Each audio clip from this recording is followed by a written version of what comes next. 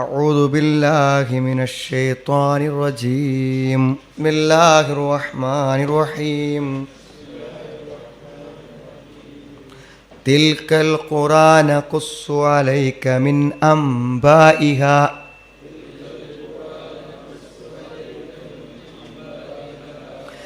ولقد جاءتهم رسلهم بالبينات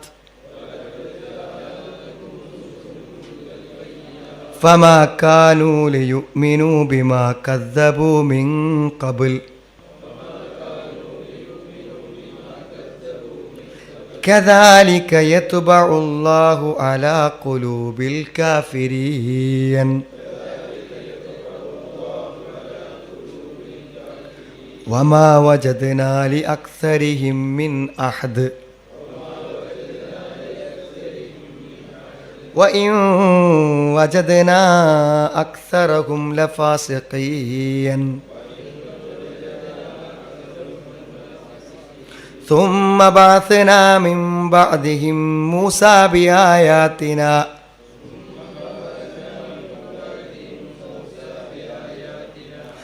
بآياتنا إلى فرعون وملئه فظلموا بها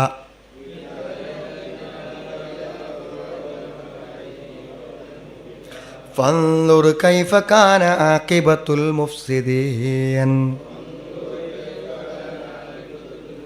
وقال موسى يا فرعون إني رسول من رب العالمين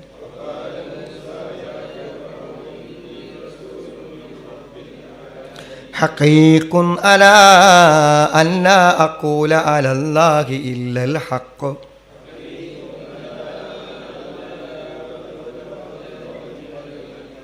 قد جئتكم ببينة من ربكم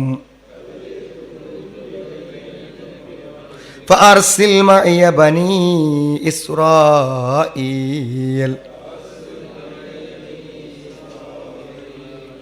قال إن كنت جئت بآية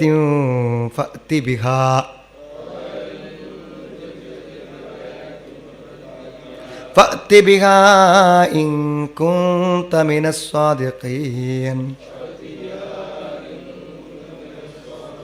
فألقى عصاه فإذا هي ثعبان مبين ونزع يده فإذا هي بيضاء للناظرين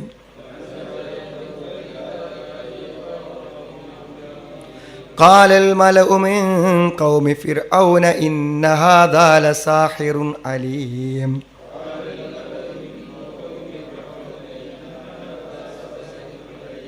يريد أن يخرجكم من أرضكم فماذا تأمرون. നമ്മൾ ധാരാളം പ്രവാചകന്മാരുടെ ചരിത്രങ്ങളും അവിടെ സമുദായത്തിന് പിന്നീട് വന്നു ചേർന്നിട്ടുള്ള ശിക്ഷകളെക്കുറിച്ചുമെല്ലാം കഴിഞ്ഞ ക്ലാസ്സുകളിൽ നമ്മൾ പറഞ്ഞു. അതൊക്കെ പറഞ്ഞു കഴിഞ്ഞതിന് ശേഷം അള്ളാഹു പൊതുവായി ഓർമ്മപ്പെടുത്തുന്ന ചില കാര്യങ്ങളാണ് കഴിഞ്ഞ ക്ലാസ്സിലെ അവസാനത്തിൽ 100-ാമത്തെ ആയത്തിൽ നമ്മൾ കണ്ടത്. അതായത് ഇവിടെ അത്ഭുതകരമായിട്ടുള്ളൊരു കാര്യം എന്താണെന്ന് ചോദിച്ചാൽ, ആവർത്തിച്ച് പ്രവാചകന്മാരെ നിഷേധിച്ചവർക്കെല്ലാം അതികഠിനമായ ശിക്ഷകൾ അള്ളാഹു നൽകിയിട്ടും അടുത്ത തലമുറകൾ എന്താണ് ആ ശിക്ഷകൾ കണ്ടു പഠിക്കാത്തത് എന്നാണ് ഖുർആൻ ചോദിക്കുന്നത്. ഒരു സമുദായത്തെ നശിപ്പിച്ചു, ആ വിവരം ആ നാട്ടുകാർക്ക് അറിയാം. ആ ശിക്ഷയുടെ പല അടയാളങ്ങളും ആ നാട്ടിൽ തന്നെ അവശേഷിച്ച് കിടക്കുന്നുണ്ട്. ഇതൊക്കെ കണ്ടിട്ടും എന്താണ് ആളുകളിൽ എന്താണ് മാറ്റമുണ്ടാവാത്തത് എന്ന ചോദ്യമാണ് ഈ ശേഷം ചോദിച്ച ചോദ്യം.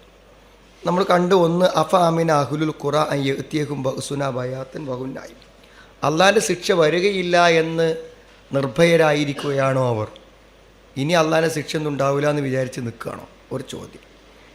പിന്നെ അടുത്തത് പറയണത് എന്താണെന്ന് വിചാരിച്ചാൽ, തെറ്റുകൾ കാരണമാണ് ഈ ശിക്ഷകളൊക്കെ അവർക്ക് വരുന്നത്, എന്നിട്ടും അവർ അവരെക്കുറിച്ചൊന്ന് തിരിച്ചറിഞ്ഞ് മാറാത്തത് എന്തുകൊണ്ടാണെന്ന്. അതിനെക്കുറിച്ച് പറയുമ്പോൾ നമുക്കതിലൊരു വലിയ ഉത്ബോധനം അള്ളാഹു തരുന്നുണ്ട്. അതെന്താണെന്ന് ചോദിച്ചാൽ, അള്ളാഹുവിൻ്റെ അടുക്കിൽ നിന്നുള്ള സത്യം വ്യക്തമായി വന്നു കിട്ടിയിട്ടും ആ സത്യം സ്വീകരിക്കാൻ ഒരാൾ തയ്യാറായിട്ടില്ല എന്നുണ്ടെങ്കിൽ പിന്നെ അവനത് സ്വീകരിക്കണ്ട എന്നാണ് തീരുമാനിക്കുക അള്ളാഹു. ഇനി ആ സത്യം അവൻ സ്വീകരിക്കണ്ട, അങ്ങനെ പിന്നെ അതിനെപ്പറ്റി ചിന്തിക്കാനോ ആലോചിക്കാനോ ഉൾക്കൊള്ളാനോ പറ്റാത്ത അവസ്ഥയിലേക്ക് മാറാൻ. ഇത് രണ്ട് കൂട്ടർക്കും സംഭവിക്കാം. ഒന്ന്, വിശ്വാസികളായി കഴിഞ്ഞ ആളുകൾ ആ വിശ്വാസത്തോട് നീതി പുലർത്താതെ ജീവിച്ചാൽ, ഞാൻ സത്യവിശ്വാസിയാണ് എന്നൊക്കെ പറഞ്ഞിട്ടും അള്ളാഹുവിൻ്റെ നിയമങ്ങളും കൽപ്പനകൾക്കും അതിൻ്റേതായ വിലയും നിലയും കൽപ്പിക്കാതിരുന്നാൽ അള്ളാഹു എന്തു ചെയ്യും? അവരെ തിരിച്ചുവിടും. മറ്റൊന്ന്, സത്യം അനേകം തവണ കാണാൻ അവസരം കിട്ടിയിട്ടും അതിനെ പിൻപറ്റാതിരിക്കുമ്പോൾ അവർക്കും ഇതുതന്നെയാണ് സംഭവിക്കുക. വനുക്കല്ലിബു അഫ്ഇദതഹും വഅബ്സാറഹും കമാലം യുഅ്മിനു ബിഹി അവ്വല മറ വനദറുഹും ഫീ തുഗ്യാനിഹിം യഅമഹൂൻ. അല്ലാഹ് പറഞ്ഞതാണ്, അവരുടെ ഹൃദയങ്ങളെയും ദൃഷ്ടികളെയും നമ്മൾ മാറ്റും, അവർ വിശ്വസിച്ചിട്ടില്ലാത്ത പോലെ ഉണ്ടാക്കും. മുമ്പൊരു നാളിൽ അവർ വിശ്വാസിയായിരുന്നു എന്ന് തോന്നാത്ത വിധത്തിൽ അവരെ മാറ്റുന്ന വനദറുഹും ഫീ തുഗ്യാനിഹിം. പിന്നെ അവരെങ്ങനെ പോണിച്ച പോയിക്കോട്ടെ നിലനിൽക്ക് അവിടെ അതിക്രമങ്ങളിൽ വിഹരിക്കത്തക്ക വിധത്തിൽ അള്ളാഹു അവരെ വിടുകയും ചെയ്യുന്നതാണ്. കദാലിക യത്ബഉല്ലാഹു അലാ ഖുലൂബിൽ കാഫിരീൻ. അങ്ങനെയാണ് അള്ളാഹു സത്യനിഷേധികളായ ആളുകളുടെ ഹൃദയങ്ങളിൽ അള്ളാഹു സീല് വെക്കുന്നത്. അങ്ങനെയാണ് എന്നാണ് ഇതിൽ പറഞ്ഞിട്ടുള്ളത്. അപ്പോൾ അതുകൊണ്ട് കഴിഞ്ഞ സമുദായങ്ങൾക്ക് സംഭവിച്ച ശിക്ഷകളിൽ നിന്നും ധിക്കാരങ്ങളിൽ നിന്നൊക്കെ നമ്മൾ ഉൾക്കൊള്ളണം എന്നുള്ളതാണ്. അപ്പോൾ ഇതിൽ നമ്മളെ സംബന്ധിച്ചിടത്തോളം ബാധകമാകുന്നത് എന്താ വെച്ചാൽ, മുഹമ്മദ് നബി സ്വല്ലല്ലാഹു അലൈഹി വസല്ലമയാണ് നമ്മളിലേക്കുള്ള പ്രവാചകൻ. നബി സ്വല്ലല്ലാഹു അലൈഹി വസല്ലമയെ ജീവിച്ചിരിക്കുന്ന സമയത്ത് എതിരിടുന്നത് പോലെ തന്നെയാണ് പ്രവാചകൻ പഠിപ്പിച്ച കാര്യങ്ങളോട് എതിരിടുന്ന ആളുകൾ എന്നാണ് പഠിപ്പിക്കപ്പെട്ടിട്ടുള്ളത്. അപ്പോൾ നബിയുടെ വ്യക്തമായൊരു നിർദ്ദേശത്തിന് എതിര് നമ്മൾ ചെയ്താൽ അത് പ്രവാചകനോടുള്ള എതിർപ്പാണ്. അത് എവിടെയാണ് കൊണ്ടെത്തിക്കാമെന്ന് അറിയാൻ പറ്റില്ല. മറ്റു സമുദായങ്ങളും നമ്മൾ ഉൾക്കൊള്ളേണ്ട പാഠം അതാണ്. പ്രവാചകൻ്റെ കൽപ്പനകൾക്കും നിർദ്ദേശങ്ങൾക്കും വിശുദ്ധ ഖുർആൻ്റെ സന്ദേശങ്ങൾക്കൊക്കെ അർഹിക്കുന്ന പ്രാധാന്യം കൽപ്പിക്കണം. നോക്കൂ, ശേഷം പറയുന്നത് തിൽക്കൽ ഖുറ എന്ന് പറഞ്ഞാൽ ഇതുവരെ നമ്മൾ എണ്ണി പറഞ്ഞ ലൂത്ത് നബിൻ്റെ സമുദായം, സാലിഹ് നബിൻ്റെ ഗ്രാമം, ഏതൊക്കെ പ്രവാചകന്മാരുടെ സമൂഹങ്ങളെ നശിപ്പിക്കപ്പെട്ടിട്ടുണ്ടോ ആ ഗ്രാമങ്ങളെല്ലാം തിൽക്കൽ ഖുറ ആ ഗ്രാമങ്ങൾ അല്ലദീ തഖദ്ദമ ദിക്റുഹും നേരത്തെ പറഞ്ഞ എല്ലാ ഗ്രാമങ്ങളും. ഖുറത്തിൻ്റെ ജമ്മാണ് ഖുറ, ഗ്രാമങ്ങൾ. നഖ്സു അലൈക മിൻ അംബാഇഹ അവരുടെ വർത്താന്തങ്ങളിൽ നിന്നും ചിലതൊക്കെ നാം നിനക്ക് തരുകയാണ്. കുറച്ച് കഥകളൊക്കെ അവരെ സംബന്ധിച്ച് നിനക്ക് ഞാൻ എന്ത് ചെയ്യുന്നു? പറഞ്ഞു തന്നുകൊണ്ടിരിക്കുന്നു എന്നാണ്.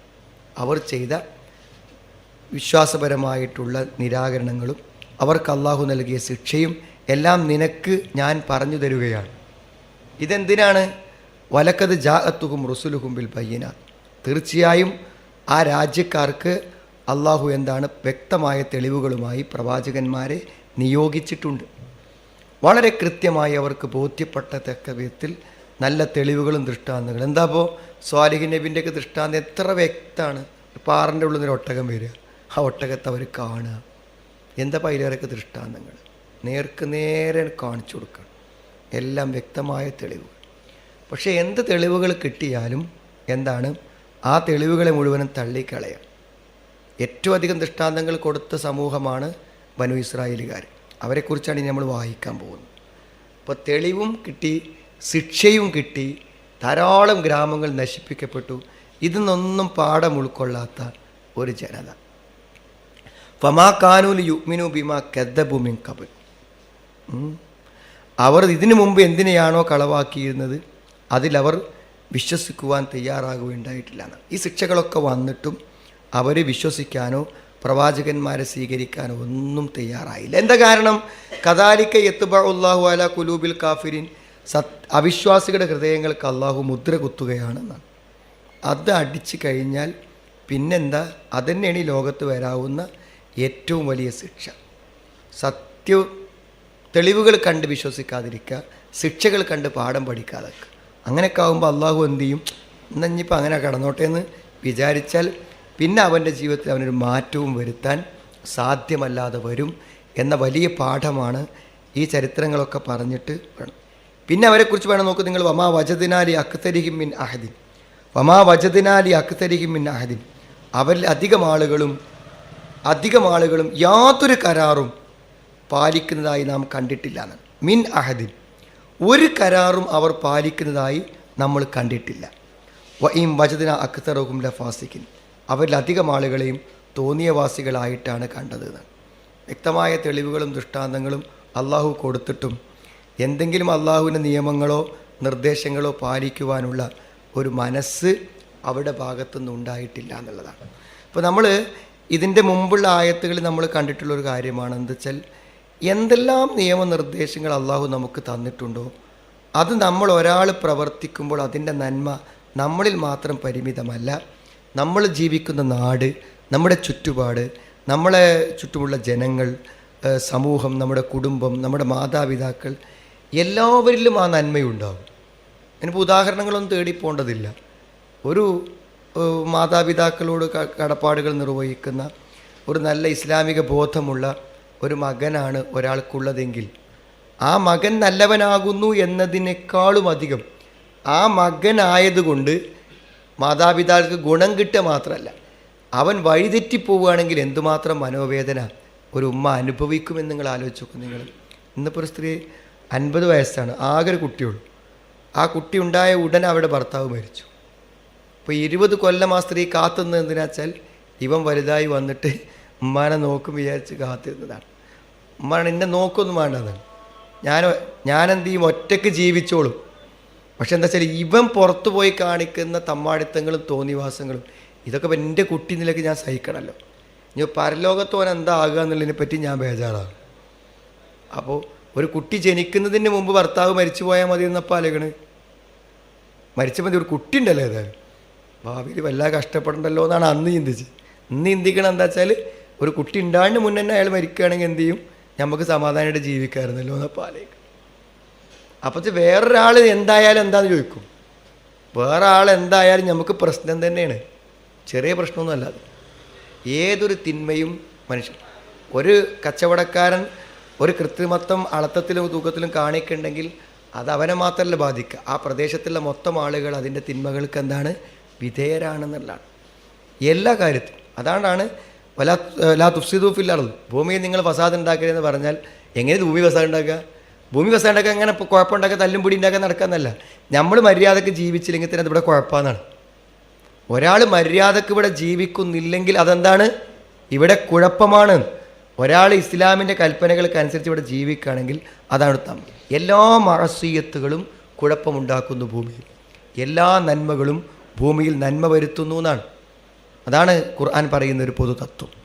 അതുകൊണ്ട് ഇത്രയൊക്കെ കൽപ്പനകളും നിർദ്ദേശങ്ങളും വന്നിട്ടും ആളുകൾ അതൊന്നും സ്വീകരിക്കുവാൻ തയ്യാറായില്ല. അപ്പം നമ്മൾ മനസ്സിലാക്കേണ്ടത്, ഇപ്പോൾ കഴിഞ്ഞ ദിവസം നമ്മൾ വായിച്ചു റിയാദുസ് സാലിഹീൻ്റെതിൽ നമ്മൾ വായിച്ചു. അപ്പോൾ അതിൽ പണമെന്ന് വെച്ചാൽ ആൾക്കാർ ഇത് ഫറലാണ്, ഇത് മുസ്തഹബാണ്, ഇത് കറാഹത്താണ്, അങ്ങനെയാണ് വേർതിരിച്ചിരിക്കുകയാണ്. ഫറൽ ഇപ്പം എന്തായാലും നമ്മൾ ചെയ്യണമല്ലോ, മുസ്തഹബ് സുന്നത്ത് ഇപ്പം നമ്മൾ അങ്ങനെ ചെയ്തോളന്നില്ലല്ലോ എന്നാ പറയാം. പക്ഷെ നമ്മളതിൻ്റെ കൂലിയോ കുറ്റത്തിൻ്റെ മാത്രം കാര്യമല്ല. അവിടെ നമ്മൾ നബി സല്ലല്ലാഹു അലൈഹി വസല്ലമ നമ്മളെ സ്വർഗത്തിലേക്ക് എത്തിക്കാനും നരകത്തു നിന്ന് അകറ്റാനും വേണ്ടി പറഞ്ഞു തരുന്ന ഒരു കാര്യവും നമ്മൾ എന്ത് ചെയ്യാൻ പറ്റില്ല, ജീവിതത്തിൽ മിസ്സാവാൻ പറ്റില്ല, നഷ്ടപ്പെടുത്താൻ പറ്റില്ല എന്നുള്ള തത്വം.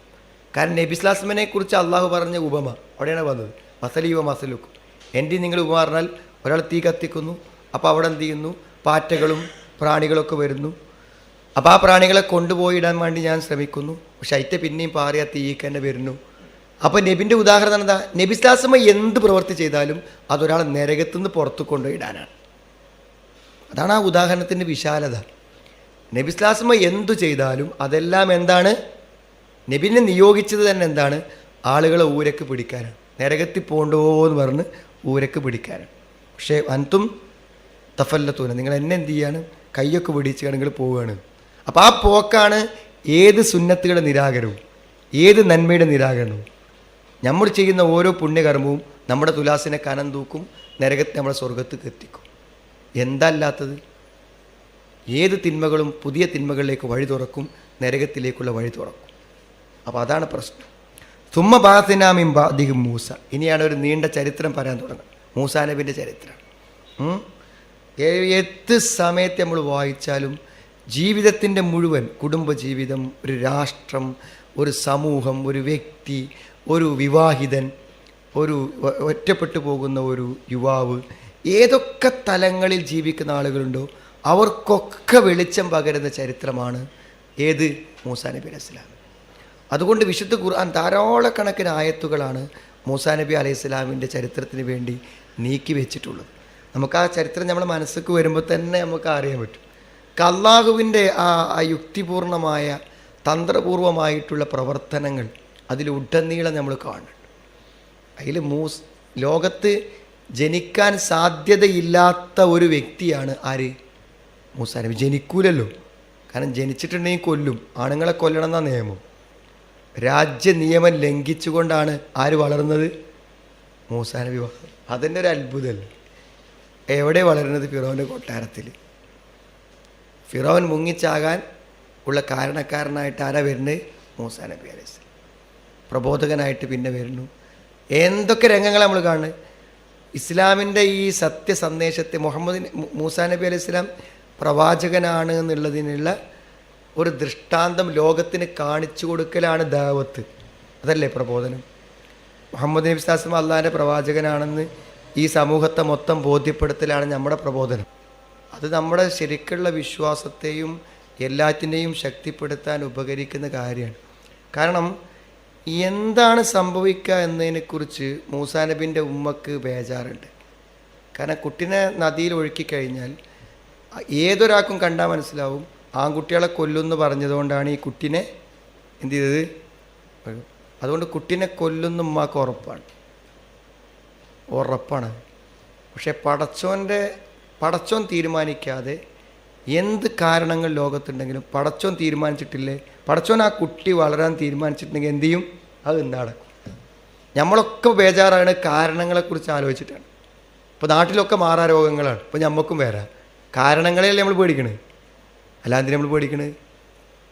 കാരണങ്ങൾ എന്നുള്ളത് അള്ളാഹുവിൻ്റെ തീരുമാനം എത്താനുള്ള വഴികൾ മാത്രമാണ്. നമ്മൾ ആരെയാണ് പേടിക്കേണ്ടത്? അള്ളാഹിനെ പേടിക്കേണ്ടത്. അള്ള തീരുമാനിച്ചോ നടക്കും. അതൊരു വിശ്വാസത്തിൻ്റെ ശക്തിയാണ്. അപ്പോൾ ഫുആദ് ഉമ്മി മൂസാ നബിൻ്റെ ഉമ്മൻ്റെ മനസ്സൊക്കെ പേടിച്ചിട്ട് കാലിയായി എന്നാണ്. എന്താണെന്ന് വെച്ചാൽ ഇനി എന്താ കാട്ടുക ആലോചിച്ചിട്ട് അത്ര വലിയ ബേജാറ്. അപ്പോൾ അള്ളാഹു പറഞ്ഞതാണ്, റദ്ദനാക്ക്, ഞാൻ നിന്റെ കുട്ടൻ തിരിച്ചൻ തരും. കൈ തക്കറ അയിനുഹ വലാത്ത ഹസൻ. അത് നീ നല്ല സന്തോഷത്തോടുകൂടി ആ കുട്ടീനെ അങ്ങനെ കാണും. അള്ളാഹ് പറഞ്ഞു. ഉമ്മൻ്റെ കൈക്ക് കുട്ടീനെ കൊടുത്തു അടച്ചു. അതാ അടച്ചു. അതൊക്കെ നമുക്ക് ശരിക്ക് വായിക്കുമ്പോൾ അള്ളാഹുവിൻ്റെ യുക്തിയും അള്ളാഹുവിൻ്റെ ആസൂത്രണങ്ങളും നമുക്ക് അള്ളാഹുവിൻ്റെ ഹിക്മത്ത് ബോധ്യപ്പെടണം. പിന്നെ അതൊന്നും ബോധ്യപ്പെട്ടൊരാൾക്ക് ഒരു പേടി ലോകത്തുണ്ടാവില്ല. അവനെ പേടിപ്പിക്കാൻ ആർക്കും പറ്റില്ല. അതാണ് അതിൻ്റെ ശരിയായ രൂപം. പിന്നെ ആൾക്കാർക്ക് മരിക്കണ പേടി. മരിക്കണപ്പോൾ അത്ര പേടിക്കാൻ. ഇപ്പോൾ നമ്മൾ വായിച്ചില്ലേ, എയർപോർട്ടിൽ നിന്നൊക്കെ തികഞ്ഞ നിരപരാധികളെയാണ് ഇതിനെ പിടിക്കണത്. എന്തോരം കൊണ്ടുപോയി കൊല്ലുകയാണ്. എന്താ ആ മരണത്തിൻ്റെ കഥ അരച്ചു നിങ്ങൾ? എന്തെങ്കിലും ഒരു നല്ല കാര്യത്തിന് വേണ്ടി ജീവിച്ചിട്ട് മരിക്കുകയാണെങ്കിൽ ഇപ്പോൾ എന്താ പേര് പ്രശ്നമുള്ളത്? അതിന് പ്രത്യേകിച്ച് പ്രശ്നമൊന്നുമില്ല. ഞാൻ പറഞ്ഞ ജീവിതത്തിൽ എന്താണ്, അള്ളാഹുവിൽ വിശ്വസിക്കുന്ന ഒരുത്തനെ സംബന്ധിച്ചിടത്തോളം അവൻ നിർഭയനാണെന്നുള്ളതാണ് മൂസാ നബിൻ്റെ ചരിത്രം നമ്മളെ പഠിപ്പിക്കുന്നത്. ഒരു പേടിയില്ലാതെ വായിച്ചു നോക്കളിയും. സുമ്മ ബാസിനാമിൻ ബാദിഹി. പിന്നീട് എന്താണ് അതിന് ശേഷം? സുമ്മ ബാസിനാമിൻ, അവർക്ക് ശേഷം നമ്മൾ എന്ത് ചെയ്തു? നിയോഗിച്ചു. ആരെ? മൂസാ നബി അലൈഹി സ്വലാമിനെ നമ്മൾ എന്ത് ചെയ്തു? അതിനുശേഷം നിയോഗിച്ചു എന്നാണ് പറയുന്നത്. മൂസാ നബി അലൈഹി സ്വലാമിനെ കുറിച്ച് പറയുമ്പോൾ പിന്നെ എന്തൊക്കെയാണ് മൂസാ നബി അലൈഹി സ്വലാം? കലീമാണ്. കലീമുല്ലാഹി മൂസ എന്നാണ്. കലീം, അള്ളാഹുവിടെ നേരിട്ട് സംസാരിച്ച ആളാണ്. അൽ ഇമാമുൽ അലീം, മഹാനായ ഇമാം. റസൂലുൽ കരീം, വളരെ ആദരണീയനായ ഒരു പ്രവാചകൻ.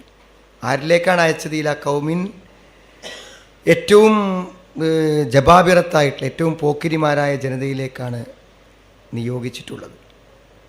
സുമ്മ ബഅസ്നാ മിൻ ബഅദിഹിം മൂസാ ബി ആയാത്തിന ഇലാ ഫിർഔന വമലഇഹി. ഫിർഔൻ്റെ അടുക്കലേക്കും അവൻ്റെ പ്രധാനികളുടെ അടുക്കലേക്കുമായി അയച്ചു നമ്മുടെ ദൃഷ്ടാന്തങ്ങളുമായിട്ട്. ഫളലമു ബിഹ, എന്നിട്ടവർ അവയിൽ അതായത് ആ ദൃഷ്ടാന്തങ്ങളിൽ വിശ്വസിക്കാതെ അവർ അക്രമം കാണിച്ചു. ബി അല്ലം യങ്കാതുലി ഹക്കിക, അവരെന്ത് ചെയ്തില്ല, ആ ഒരു സത്യത്തിന് കീഴൊതുങ്ങാൻ അവർ തയ്യാറായില്ല കേട്ടോ. ഇനി സംഭവിക്കാൻ പോകുന്ന പരിണിതികളെ ഇവിടെ തന്നെ പറയാണ്. ഫന്ദുർ കൈഫഖാന ആക്കിബത്തുൽ മുഫ്സിദീൻ, അപ്പോൾ കുഴപ്പം പ്രവർത്തിച്ചവരുടെ പര്യവസാനം എങ്ങനെയാണെന്ന് നീ നോക്കുക എന്നാണ്. ഇത്ര വലിയ അക്രമങ്ങളും തിന്മകളും സത്യത്തെ നിരാകരിക്കുകയും പ്രവാചകനെ കൈകാര്യം ചെയ്യുകയൊക്കെ ചെയ്ത ആളുകൾക്ക് അവസാനം എന്താണ് സംഭവിച്ചത് എന്ന് നിനക്ക് മനസ്സിലാക്കി തരാൻ ഈ ചരിത്രം, ഈ കഥ പറഞ്ഞു തരാന്നാണ്. ഇനി പറഞ്ഞു തരാണ്. വഖാല മൂസായ ഫിർഔനു ഇന്നി റസൂലും മിൻ റബ്ബിൽ ആലമീൻ. വഖാല മൂസ, മൂസാ നബി അലൈഹി സ്വലാം പറഞ്ഞു. എപ്പോൾ? ഹീന ജാഅ ഇലാ ഫിർഔൻ യദ്ഉ ഇലൽ ഈമാൻ, സത്യവിശ്വാസത്തിലേക്ക് ഫിറൗനെ ക്ഷണിക്കാൻ വേണ്ടി വന്നപ്പോൾ മൂസാ നബി പറഞ്ഞു. എന്താ പറഞ്ഞറിയോ? യാ ഫിർഔൻ ഇന്നി റസൂലും മിർ റബ്ബിൽ ആലമീൻ, ഓ ഫിർഔനെ, ഞാനെന്താണ്, ലോകരക്ഷിതാവിൽ നിന്നുള്ള പ്രവാചകനാണ് എന്ന് പറഞ്ഞു കൊടുത്തു. ഇന്നി റസൂലും മിൻ മുർസലിൻ അലീം വഹുവ റബ്ബുൽ ആലമീൻ അഷാമിലുലിൽ ആലമിൽ അലവി വസുഫുല, എല്ലാ ഉന്നതവും എല്ലാ ലോകത്തിൻ്റെയും ഉടമസ്ഥനായ റബ്ബാണ്. മുറബ്ബി ജമീഅ ഖൽഖിഹി ബി അൻവാഇ തദാബീരിൽ ഇലാഹിയ, ദൈവികമായ നിലക്ക് എല്ലാ വസ്തുക്കളെയും നിയന്ത്രിച്ച് പരിപാലിക്കുന്ന ആ റബ്ബിൻ്റെ അടുക്കൽ നിന്നാണ് ഞാൻ വന്നത്. അതായത് മൂസാ നബി അലൈഹി സ്വലാം അള്ളാഹുവിനെ പരിചയപ്പെടുന്ന റബ്ബുൽ ആലമീൻ എന്നാണ്. ആ മഹത്തായ അധികാരത്തിൻ്റെ കീഴിൽ തന്നെ ആരും വരുള്ളൂ, ഫിറഔനും വരുള്ളൂ. അവിടെ ഒരു വലിയ കാഴ്ചപ്പാടാണ് പറയണത്. എന്നോട് ഉപദേശിക്കാൻ നീ ആരാടാന്ന് ചോദിക്കുമ്പോൾ, എന്നെ ഉപദേശിക്കാനും എനിക്ക് പറഞ്ഞുതരാനും നിങ്ങൾ ആരാണെന്ന് ചോദിക്കുമ്പോഴാണ് ഞാൻ വന്നത്. ആരിൽ നിന്നാണ്? ഞാൻ ഒറ്റയ്ക്ക് വന്നാൽ റബ്ബുൽ ആലമീൻ. ഈ ഈജിപ്തും ഈ അധികാരവും എല്ലാം നിനക്ക് തന്ന, നിന്നെ സൃഷ്ടിച്ച നിൻ്റെ റബ്ബിൽ നിന്ന്, ലോകത്തിൻ്റെ മുഴുവനും പരിപാലകനിൽ നിന്നാണ് ഞാൻ വന്നത്. ഒരു നാടിൻ്റെയോ ഒരു ഭൂപ്രകൃതിയുടെയോ ഒരു ഭൂഖണ്ഡത്തിൻ്റെയോ ഉടമസ്ഥനല്ല അവൻ. ഈ വിശാലമായ പ്രപഞ്ചത്തിൻ്റെ മുഴുവനും പരിപാലകനും രക്ഷിതാവുമായ അള്ളാഹുവിൽ നിന്നാണ് ഞാൻ വരുന്നത് എന്നാണ് പറഞ്ഞു കൊടുത്തത്. എല്ലാം ഉൾക്കൊള്ളുന്നു. എന്നിട്ടോ പിന്നെ ഇൻകാന ഹാദ ശഅ്നുഹു ഖദ് ഇഖ്താറനി വസ്തഫാനി ലിരിസാലത്തി, അള്ളാഹു അവൻ്റെ ദൗത്യം എത്തിക്കുവാൻ വേണ്ടി തിരഞ്ഞെടുത്തത് എന്നെയാണ്. അതുകൊണ്ട് ഫഹഖീഖുൻ അലയ്യ അല്ല അക്ദിബ അലൈഹി, നുണയൊന്നും എനിക്ക് പറയാൻ പറ്റൂല, സത്യം മാത്രമേ പറയാൻ പറ്റുള്ളൂ. അതാണ് ഹഖീഖുൻ അല അല്ല അക്കൂല അലല്ലാഹി ഇല്ലൽ ഹക്ക്, അള്ളാഹുവിൻ്റെ പേരിൽ യാഥാർത്ഥ്യമല്ലാത്ത ഒന്നും പറയാതിരിക്കുവാൻ അവകാശപ്പെട്ടവനാണ് ഞാൻ. എനിക്ക് എന്തേലും പറയാൻ പറ്റൂല, എനിക്ക് അള്ളാഹു പറഞ്ഞു തന്ന സത്യങ്ങൾ മാത്രമേ നിന്നോട് പറയാൻ പാടുള്ളൂ. അതുകൊണ്ട് ഞാൻ പറയുന്നതെല്ലാം സത്യമാണ്, എല്ലാം യാഥാർത്ഥ്യമാണ്. കത് ജിത്തുക്കും, വെറുതെ വന്നതല്ല, കത് ജിത്തുക്കും, ഞാൻ നിങ്ങളുടെ അടുക്കൽ വന്നിരിക്കുന്നു. എങ്ങനെ? ബിൽ ബയ്യനാത്ത്, വ്യക്തമായ, ബിബയ്യനത്തിൻ, വ്യക്തമായ തെളിവുമായിട്ട്, മിർ റബ്ബിക്കും, നിങ്ങളുടെ റബ്ബിൽ നിന്നും. റബ്ബിൻ്റെ അടുക്കൽ നിന്നുള്ള തെളിവാണ് എന്ന് ബോധ്യപ്പെടാവുന്ന തെളിവ് മൂസാ നബിൻ്റെ കയ്യിലുണ്ട്. അതുകൊണ്ട് രണ്ട് ദൗത്യമാണ് മൂസാ നബിക്ക് നിർവഹിക്കുന്നത്. ഒരു ദൗത്യം എന്താണെന്ന് ചോദിച്ചാൽ ജനങ്ങളെ സത്യത്തിലേക്കും തൗഹീദിലേക്കും ക്ഷണിക്കുക എന്നുള്ളതാണ് ഒരു ദൗത്യം. രണ്ടാമത്തെ ദൗത്യം എന്ന് പറഞ്ഞാൽ അവിടെ അവശതയും അടിമത്വവും അനുഭവിക്കുന്ന ബനൂ ഇസ്രായേലുകാരുടെ മോചനം. ഇത് രണ്ടുമാണ് അദ്ദേഹത്തിൻ്റെ ദൗത്യം. ആ ദൗത്യം നിർവഹിക്കാൻ വേണ്ടിയാണ് വന്നിരിക്കുന്നത്. ജിത്തുക്കും റബ്ബിക്കും ഫഅർസിൽ മഅയ ബനി ഇസ്രായേൽ, ആകയാൽ എൻ്റെ കൂടെ നീ ഇസ്രായേൽ സന്തതികളെ അയച്ചു തരുക, വിട്ടുതരുക എന്ന് അദ്ദേഹം എന്ത് ചെയ്തു? ഫിർഔനോട് ആവശ്യപ്പെട്ടു എന്നാണ് പറയണത്. ഫഅർസിൽ മഅയ ബനി ഇസ്രായേൽ. എന്നിട്ട് എന്താ സംഭവിച്ചത്? കാല ഇൻ കുന്ത ജിഅത ബി ആയത്തിൻ ഫഅതി ബിഹാ ഇൻ കുന്ത മിനസ് സ്വാദിഖീൻ. ഇതൊന്നും വിശദീകരിക്കാനൊന്നുമില്ല, അത്രയും വ്യക്തമാണ് ഈ ആയത്തുകളൊക്കെ കേട്ടോ. വളരെ ക്ലിയർ ആയിട്ടാണ് സംഗതി പറഞ്ഞത്. കാല ഇൻ കുന്ത ജിഅത ബി ആയത്തിൻ ഫഅതി ബിഹാ ഇൻ കുന്ത മിനസ് സ്വാദിഖീൻ. അപ്പോൾ നല്ല ദൃഷ്ടാന്തമായിട്ട് റബ്ബ് കൊടുത്തയച്ച ദൃഷ്ടാന്തമായിട്ടാണ് വന്നത് എന്ന് പറഞ്ഞപ്പോൾ ഫിറൗൻ എന്താ അറിയോ? വിഷയത്തുമ്മ കൊളത്താണ്, വിഷയത്തുമ്മക്ക് വരികയാണ്. ഇതുവരെ എന്താ പറഞ്ഞത്? ആരാ നീ എന്നോട് പറയാൻ? ലബിസ്തഫീന പരിദിന്, ഇവിടെ ഒരു വളർത്തുപുത്രനായി കഴിഞ്ഞ ആളല്ലേ നീ? നിനക്കെന്താ എന്നെ ഉപദേശിക്കാൻ അർഹത? എവിടുന്നാണ് നീ വരുന്നത്? ആരാ എന്നെ പറഞ്ഞയച്ചത്? ഇതൊക്കെ എന്തുവരെ ചോദ്യം. ഇപ്പം എന്ത് ചെയ്തു? മൂസാ നബി പറഞ്ഞ വിഷയത്തിലേക്ക് വന്നു. എന്താ? ഞാൻ വ്യക്തമായ തെളിവുകളുമായിട്ടാണ് നിൻ്റെ അടുക്കൽ വന്ന തെളിവുണ്ടാകും കേട്ടോ. അപ്പോൾ വിഷയത്തേക്ക് വന്നു. ഒരാൾ സംസാരിക്കുമ്പോൾ ഒരു ദാവത്ത് നടത്തുമ്പോൾ എന്താണ് അയാൾ വിഷയത്തേക്ക് വരിക അറിഞ്ഞാൽ അതുപോലെ വേറെ എന്തെങ്കിലും പറഞ്ഞാൽ എനിക്ക് എൻ്റെ കേൾക്കേണ്ട, നമ്മോട് പറയേണ്ട, നിങ്ങളെ അമ്മക്കറിയാം എന്നൊക്കെ പറഞ്ഞാൽ നമുക്ക് എന്ത് ചെയ്യാൻ പറ്റില്ല, അതിനൊന്നും മറുപടി തരാൻ പറ്റും. അത് കേട്ടുക്കാനേ പറ്റൂ. നേരെ മറിച്ച് എന്താ വെച്ചാൽ അന്ന് എന്താണ് പറയാനുള്ളത് പറയാം എന്ന് പറഞ്ഞാൽ വിഷയം വിജയിച്ചു. പിന്നെ നമ്മൾ പറഞ്ഞാൽ എന്തു ചെയ്യും? അവർ കേൾക്കാൻ ബാധ്യസ്ഥരായിരിക്കും. കാല ഇൻകുന്ത ജിത്തബി ആയത്തിൻ, നീ ദൃഷ്ടാന്തമായിട്ടാണ് വന്നിട്ടുള്ളതെങ്കിൽ ഫഅ്തിബിഹ, അതുകൊണ്ട് ഇൻകുന്ത മിന സ്വാദിഖീൻ, നീ സത്യവാനാണെങ്കിൽ. അപ്പോൾ സത്യവാനാൻ തെളിയും. ദൃഷ്ടാന്തമായി അവതരിപ്പിച്ച് കഴിഞ്ഞാൽ എന്ത് ചെയ്യേണ്ടി വരും? മൂസാ നബി അലൈഹി സ്വലാം സത്യപ്രവാചകനാണെന്ന് അംഗീകരിക്കേണ്ടി വരും. കാല ഇൻകുന്ത ജിത്തബി ആയത്തിൻ ഫഅ്തിബിഹ ഇൻകുന്ത മിന സ്വാദിഖീൻ ഫഅൽഖാ അസ്സാഹു. അപ്പോൾ എന്ത് ചെയ്തു? അദ്ദേഹം തൻ്റെ വടി നിലത്തിട്ടു. ഫഇദാ ഹിയ സുഅ്ബാനും മുബീൻ, അപ്പോഴതാ ഒരു പ്രത്യക്ഷമായ ഒരു സർപ്പമായി മാറിയിരിക്കുന്നു എന്നാണ്. ആണ് കൊടുത്ത് ഇട്ടോടുകൂടെ എന്ത് ചെയ്തു? ഒരു ഭയങ്കര സർപ്പം. ആ സർപ്പത്തെക്കുറിച്ച് പറയണമെന്ന് വെച്ചാൽ ഹയ്യത്തും ലാഹിറത്തും തസ്അ വഹും യുഷാഹിദൂനഹ എന്നാണ്. ശരിക്കൊരു ഒറിജിനൽ പാമ്പ് എന്ത് ചെയ്യാണ്? വളരെ ഏറ്റവും വലിയ കണ്ടാൽ തന്നെ പേടിയാകണ വലുപ്പത്തിലാണെന്നാണ് പറയണത്. ആ പാമ്പ് എന്ത് ചെയ്യാണ്? വന്നിട്ടിങ്ങനെ ഇഴയാൻ തുടങ്ങി. തസ്അ എന്നാണ്. ഒരു ഭാഗത്ത് നിൽക്കല്ല, അത് മെല്ലെ ഇങ്ങനെ ഇഴഞ്ഞ് പോകാൻ തുടങ്ങി. വഹും യുഷാഹിദൂനഹ, അവരതിങ്ങനെ നോക്കി നിൽക്കുകയാണെന്നാണ്. അങ്ങനത്തെ പേടിപ്പെടുത്തുന്ന പാമ്പാണ്. തോന്നലല്ല, മാജിക്കല്ല, എന്താണ്? ഒറിജിനൽ പാമ്പ് ഉണ്ടാവും. അപ്പോൾ ഒരു അചേതനമായ ഒരു വടിക്കഷ്ണത്തെ ജീവനുള്ള ഒരു സർപ്പമാക്കി പരിവർത്തിപ്പിക്കുക എന്ന് പറഞ്ഞാൽ അതെങ്ങനെയാണ് അത്ഭുതമാവാതിരിക്കുക? അതെങ്ങനെ അത്ഭുതമാവാതിരിക്കുക? അത് കണ്ട ഒരാളെങ്ങനെ വിശ്വസിക്കാതൊക്കെ? അത് കണ്ടങ്ങനെ വിശ്വസിക്കാതൊക്കെ പിന്നെയൊക്കെ നിഷേധിക്കണമെങ്കിൽ അതിന് മാത്രം ധിക്കാരം വേണം. അതാണ് കണ്ടത്. അപ്പം ഇതാഹിയ സുഅ്ബാനും മുബീൻ. എന്തായാലും ഫിറൗന് അത് കാണുമ്പോൾ ഒന്ന് പരിഭ്രമിച്ചിട്ടുണ്ടാവും.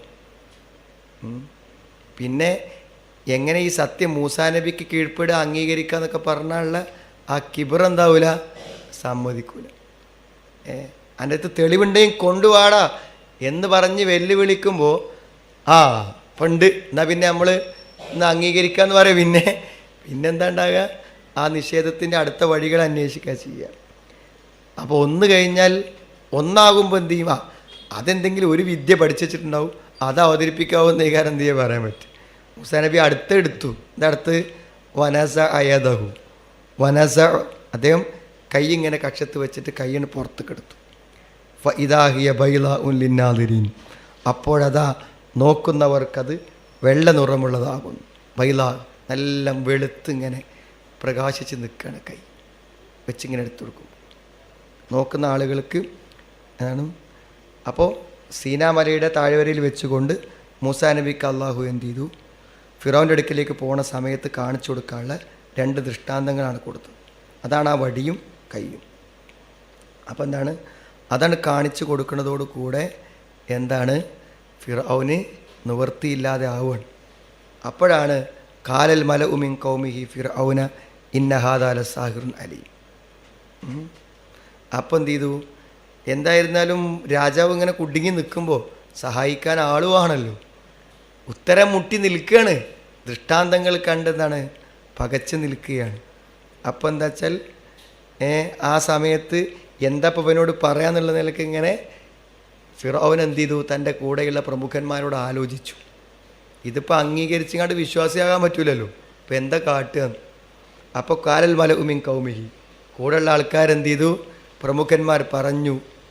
ഖൗമി ഫിറഔന, ഫിറൗൻ്റെ ജനതയിൽപ്പെട്ട പ്രധാനികൾ പറഞ്ഞു, ഇന്ന ഹാദാ ലസാഹിറുൻ അലീം, ഇവൻ വളരെ അറിവുള്ള ഒരു ജാലവിദ്യക്കാരൻ തന്നെ, സദാ ജാലവിദ്യക്കാരനല്ല. ഇവനെന്താണ്? ഇന്നഹാദാല സാഹിറുൻ അലി.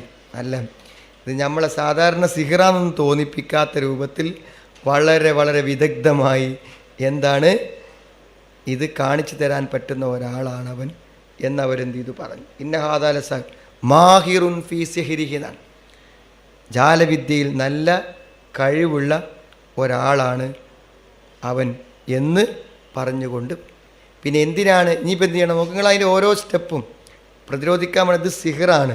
എല്ലാ പ്രവാചകന്മാർ അമാനുഷിക ദൃഷ്ടാന്തങ്ങൾ കൊണ്ടുവന്നപ്പോഴും ആളുകൾ പറഞ്ഞത് എന്തുതന്നെയാണ്, എന്താണ്? സിഹിറാന്ന് തന്നെ പറഞ്ഞു. ഇത് ജാലവിദ്യയാണ്. അപ്പോൾ ജാലവിദ്യക്കാരൻ എന്തും ചെയ്യും. അപ്പോൾ എന്തും ജാലവിദ്യയാക്കി പെടുത്താൻ പറ്റും. ആളുകൾക്കൊരു ചെറിയ ന്യായമാണ്. പക്ഷേ ആ ജാലവിദ്യ എന്താണ്? യുരീദു അൻ യുഖ്രിജക്കും മിൻ അർദിക്കും, യുരീദു അൻ യുഖ്രിജക്കും മിൻ അർദിക്കും. എന്താണ്? രണ്ടാമത് അവരെ പ്രകോപിപ്പിക്കാൻ വേണ്ടി പറഞ്ഞ കാര്യം നോക്കുങ്ങൾ. യുരീദു അൻ, എന്തിനാ വന്നറിങ്ങൾ വന്നത്? എന്തിനാ അറിയോ? നിങ്ങളെ നാട്ടിൽ നിന്ന് നിങ്ങളെ പുറത്താക്കാൻ വേണ്ടി. യുരീദു അൻ യുഖ്രിജക്കും മിൻ അർദിക്കും, നിങ്ങളെ നിങ്ങളുടെ നാട്ടിൽ നിന്ന് പുറത്താക്കുവാൻ അവൻ ഉദ്ദേശിക്കുന്നു. ഫമാദാ തഅ്മുറൂൻ, അതുകൊണ്ട് എന്താണ് നിങ്ങൾക്ക് നിർദ്ദേശിക്കുവാനുള്ളതെന്നാണ്. ഇവനെപ്പം എന്താ നമ്മൾ കാട്ടേണ്ടതെന്ന് അതാണ്. ഫമാദാ തഅ്മുറൂൻ, ഇവനെ നമ്മൾ എന്തു ചെയ്യണം എന്ന് നിങ്ങൾ പറയണം എന്നാണ്. മനസ്സിലായില്ലേ? മൂസ ബിഫിഇലിഹി ഹാദ, ഈ പ്രവർത്തനങ്ങളെ കൊണ്ട് മൂസ ഉദ്ദേശിക്കുന്നത് എന്താണ്? യുരീദു അൻ യുഖ്രിജക്കും അൻ ഔത്താനിക്കും, നിങ്ങളുടെ സ്വദേശങ്ങളിൽ നിന്ന് നിങ്ങളെ പുറത്താക്കാനാണ്. അതുകൊണ്ട് ഇന്നഹും തശാവറു ഫീമാ ബൈനഹും മാ യഫ്അലു ബി മൂസ, മൂസയെ കൊണ്ട് എന്ത് ചെയ്യണമെന്നവർ പരസ്പരം മുഷാവറ നടത്തി. വമാ യൻദഫിഉ ബിഹി ലററുഹു, മൂസാ നബിൻ്റെ ഉപദ്രവങ്ങളെ എങ്ങനെ തടുക്കാമെന്ന് അവരെന്ത് ചെയ്തു? സംഗതി കൂടി ആലോചിച്ചു. എന്നിട്ടാണ് പിന്നെ അവർ അടുത്ത വാക്കുകൾ പറയണത് കേട്ടോ. 110 പേര്. ഇനി നമുക്ക് ഇതിങ്ങനെ ഓതി അർത്ഥം പറഞ്ഞ് പോയാൽ മതി. കുറേ കാര്യങ്ങൾ നമുക്ക് ലഭിക്കുന്ന ഒരു ഭാഗമാണ് മൂസാ നബി അലൈഹി ഇസ്ലാമിൻ്റെ ഈ ചരിത്രം എന്നുള്ളത്. ഒന്ന് ഓതി നോക്കാം. അഊദു ബില്ലാഹി മിനശ് ശൈത്വാനിർ റജീം. ബിസ്മില്ലാഹിർ റഹ്മാനിർ റഹീം. തിൽകൽ ഖുറാന ഖുസ്സു അലൈക മിൻ അംബാഇഹാ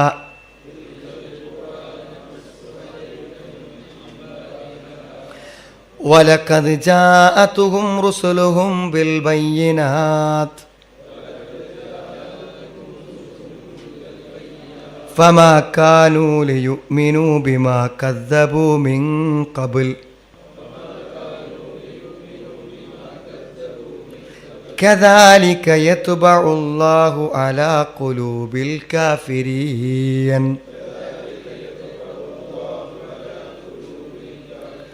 വമാ വജദ്നാ ലിഅക്സരിഹിം മിൻ അഹദ് വഇൻ വജദ്നാ അക്സറഹും ലഫാസിഖീൻ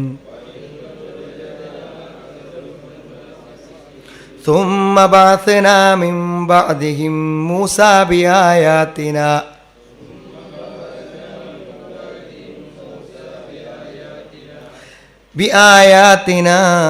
إلى فرعون وملئه فظلموا بها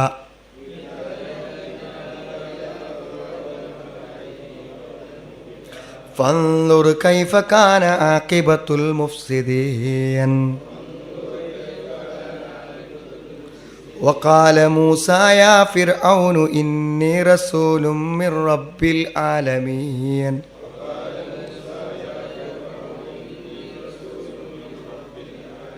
حقيق على أن لا أقول على الله إلا الحق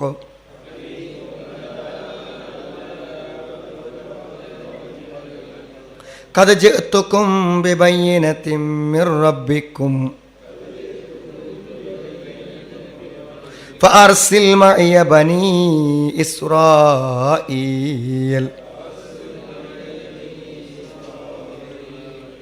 قال إن كنت جئت بآية فأت بها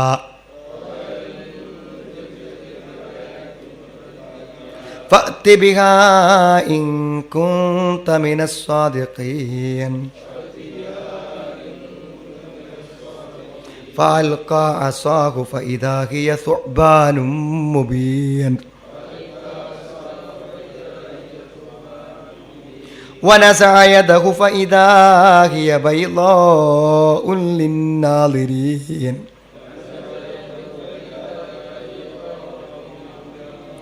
قال الملأ من قوم فرعون إن هذا لساحر عليم